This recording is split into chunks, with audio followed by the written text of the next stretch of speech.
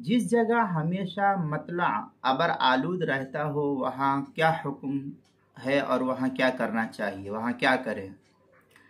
जिस मुल्क या शहर में हमेशा मतला अबर आलूद रहता हो और तलाश और जुस्तजू के बावजूद चांद नज़र आने की कोई शक्ल नहीं बन पाती है। मसलन दुनिया के बहुत सारे ममालिक ऐसे हैं, मसलन लंदन है और बाज़ दीगर यूरोपियन इलाके हैं, तो वहाँ करीबी मुल्क से आई हुई जो चांद की खबर होती है और वो मुअतबर खबर है तो मुअतबर शहादत या खबर मुस्तफ़ीज़ पर अमल करके वहाँ पर अमल किया जाएगा।